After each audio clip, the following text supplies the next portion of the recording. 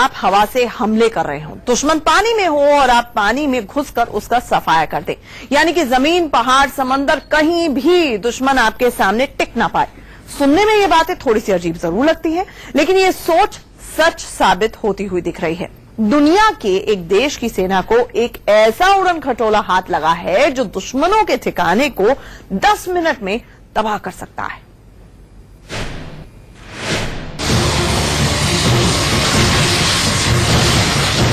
गौर से देख लो चीन, ठीक से पहचान लो पाकिस्तान।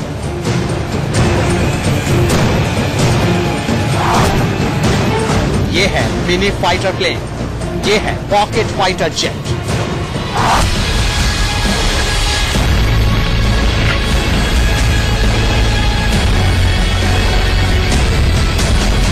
इस मिनी फाइटर प्लेन के आगे चीन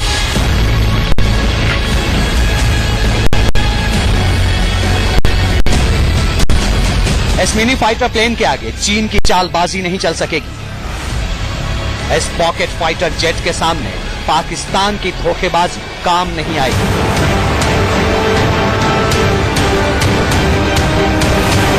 छोटा सा दिखने वाला ये जंगी उड़न खटोला आदमी के लिए बड़े काम की चीज है। यूं कहें कि इसके आगे समंदर में चीन की चालाकी नहीं चल सकती है। इसके आगे पहाड़ी इलाकों में दगाबाज पाकिस्तान पानी भरेगा।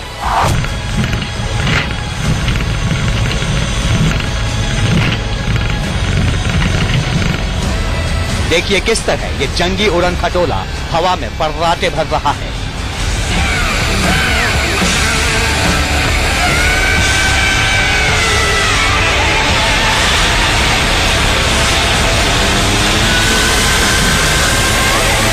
समंदर की लहरों पर बोट चल रही है, ऊपर एक इंसान हवा में उड़ रहा है।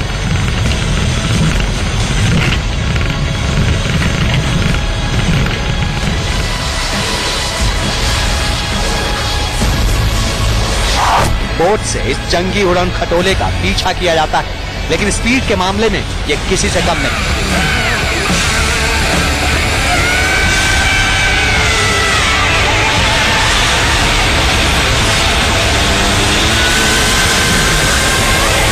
आप सोच रहे होंगे समंदर के बीचों बीच हवा में एक इंसान कैसे उड़ सकता है। अब तक आपने फाइटर प्लेन को हवा में कलाबाजी करते देखा है, लेकिन देखिए कैसे एक इंसान जंगी उड़न खटोले पर सवार होकर हवा में गुलाटी लगा रहा है।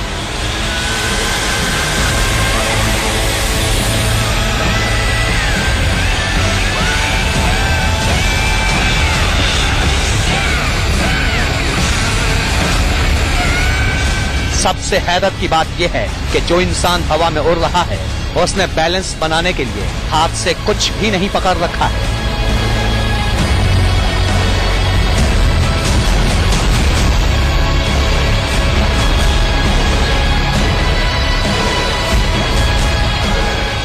अभी आप इसकी तस्वीरें देख रहे हैं। खूबियों का खजाना है ये जंगी उड़न खटोला। जरा सोचिए किसी सेना के पास अगर ये उड़न तश्तरी हो तो दुश्मनों को खत्म करना मिनटों का काम होगा।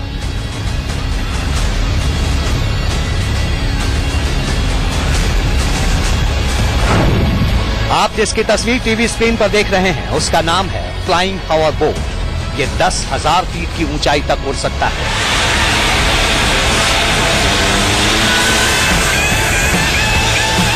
अंदाजा लगाइए अगर ये फ्लाइंग हवा बोट हिंदुस्तानी सेना के पास हो तो दुश्मनों पर नजर रखना कितना आसान होगा।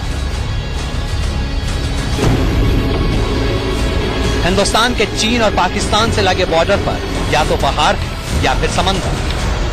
खासकर पहाड़ी इलाकों में सेना की तैनाती, उन्हें एक जगह से दूसरी जगह ले जाना, जवानों का पोजीशन लेना और फिर बार बार पोजीशन बदलना, ये सब सेना के सामने बड़ी चुनौती होती है।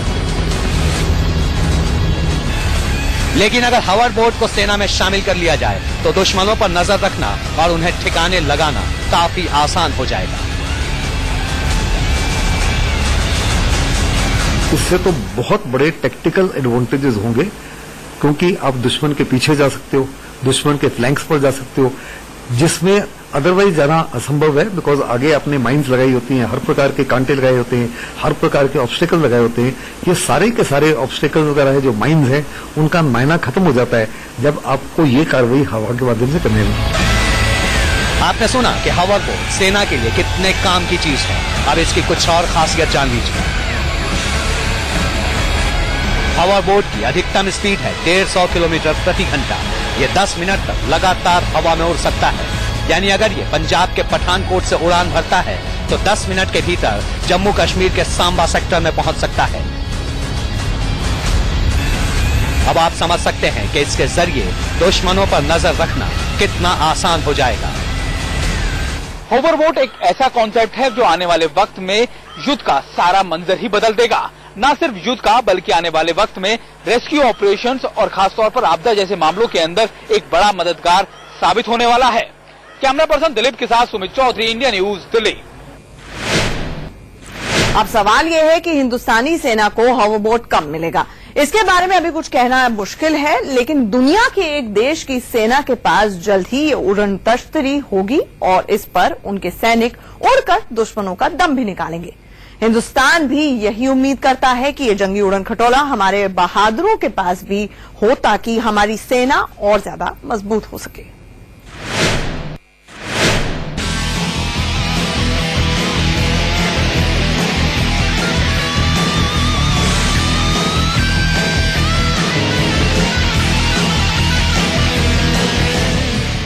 इस जंगी उड़न तस्तरी को खिलौना समझने की भूल न करे पाकिस्तान।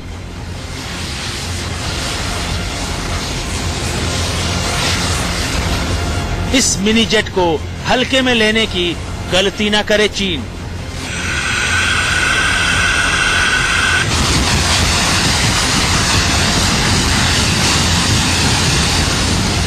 देखने में ये उड़न तस्तरी जितनी छोटी है, दुश्मनों का दम निकालने के लिए ये उतना ही बड़ा हथियार है।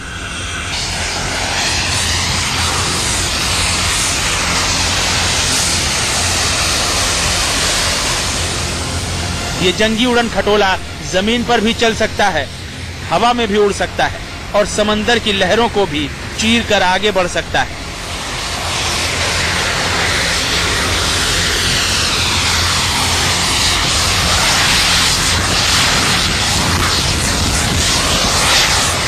जानकार बताते हैं कि युद्ध के समय दुश्मन देश से निपटना बड़ी चुनौती होती है। पहाड़ी इलाकों में जवानों को एक जगह से दूसरी जगह पर जाने, हवा में उड़कर जगह बदलने और नदी नालों को पार करने में भी काफी आसानी हो जाएगी। यूं कहें कि युद्ध के वक्त में होवरबोर्ड सेना के लिए सुपरहिट हथियार साबित होगा। इससे बहुत बड़ा फायदा होगा डिप्लॉयमेंट में, रीडिप्लॉयमेंट में, रीपोजिशनिंग में, और अपने ट्रुप्स को कहीं इंडक्ट करने के लिए और वहां से इंडक्ट करने के इंडक्शन के बाद में निकालने के लिए। आप स्पेशल ट्रुप्स को इंडक्ट करते हो तो होवरबोर्ड के माध्यम से आप एक आदमी को, एक सोल्जर को मोबिलिटी दे रहे हो। आप उसको जब अपने इक्विपमेंट में शामिल कर लेंगे, it becomes part and parcel of your wear with all, तो शक्ति बहुत बढ़ जाती है। बाढ़, बारिश, तूफान और दूसरी आपदाओं के वक्त भी सेना लोगों के लिए ऑपरेशन चलाती है। ऐसे मुश्किल हालात में सेना बिना समय गंवाए मौके तक पहुंच सकती है। जल्द से जल्द राहत बचाव का काम चलाया जा सकता है।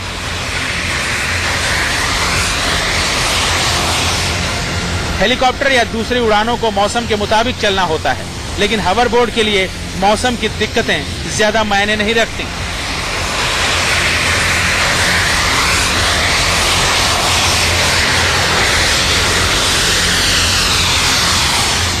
अब तक आपने इसकी तस्वीरें देखी, इसकी खूबियां सुनी, अब जानिए कि ये चर्चा में क्यों है।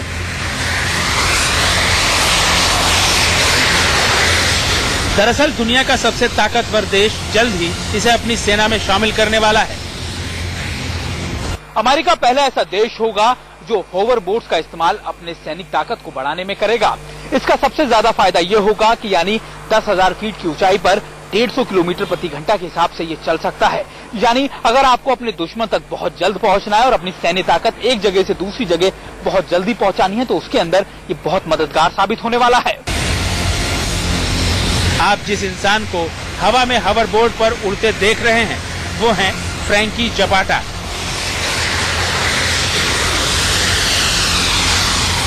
बीते महीने फ्रैंकी जपाटा ने अपने जेट पावर्ड फ्लाइंग हॉवरबोर्ड का टेस्ट करके दुनिया को चौंका दिया।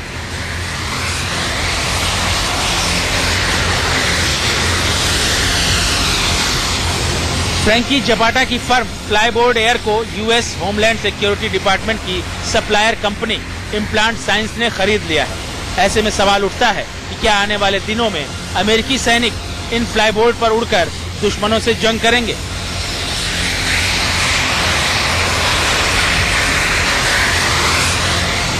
शायद अमेरिकी सेना के जांबाज जल्द ही उड़न तस्तरी पर उड़ते नजर आएं।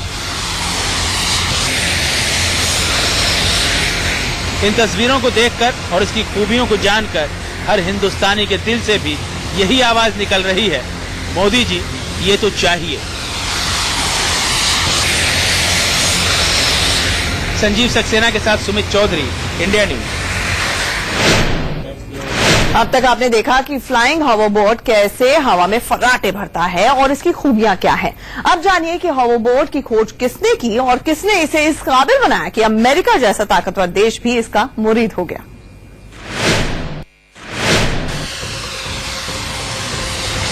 फ्लाईबोर्ड को सबसे पहले 2011 में लॉन्च किया गया।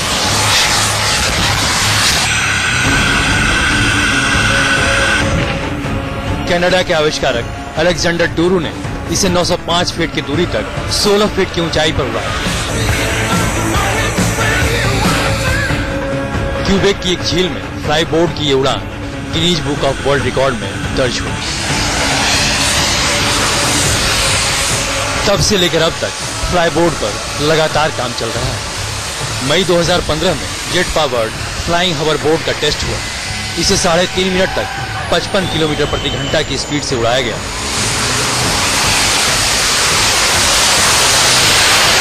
लेकिन दुनिया जिस फ्लाइंग हॉवरबोर्ड को देखकर दंग है, उसकी तस्वीर ये है। जून 2016 में फ्रैंकी जपाटा ने जेट पावर्ड फ्लाइंग हॉवरबोर्ड का टेस्ट किया, जिसकी स्पीड 150 किलोमीटर प्रति घंटा तक थी।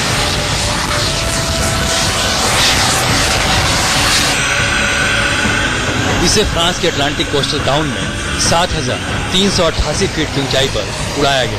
फ्रैंकी जपाटा की फ्लाइंग हॉवरबोर्ड पहले से ज्यादा हाईटेक और चमकदार है। इनकी कंपनी को अमेरिकी सेना ने खरीद लिया है। बहुत मुमकिन है कि अब अमेरिकी सेना इस हथियार के जरिए दुश्मनों का खात्मा करते दिखे। फ्लाइंग हॉवरबोर्ड में जेट टरबाइन इंजन लगे होते हैं। इसमें लिक्विड नाइट्रोजन होती है जो सुपर कंडक्टर को ठंडा करती है, जिसकी वजह से बोर्ड के दोनों तरफ से स्टीम निकलती है। हॉवरबोर्ड 2 तरह के होते हैं। पहला हैंडो हॉवरबोर्ड जो मैग्नेटिक्स पर काम करते हैं। दूसरा लैगजस हॉवरबोर्ड जो चुंबक और सुपर कंडक्टर दोनों के रूप में काम करते हैं। दोनों अलग अलग तरीके से काम करते हैं। ये फ्लाईबोर्ड गुरुत्वाकर्षण की उल्टी दिशा में उड़ते हैं। फ्लाइंग हॉवरबोर्ड को उड़ाने में भी कई ट्रिक्स का इस्तेमाल किया जाता है। इस पर समरसॉल्ट यानी गुलाटी मारा जा सकता है, साथ ही स्पिन। वाकई छोटी सी उड़न तश्तरी की तरह दिखने वाला यह हॉवरबोर्ड बहुत ही काम की चीज है। इसके एडवांस वर्जन की दुनिया में धूम मची है। देखना होगा कि अमेरिका के अलावा कौन कौन से देश इसे अपनी सेना में शामिल कर सकते हैं। संजीव सक्सेना के साथ ब्यूरो रिपोर्ट, इंडिया न्यूज।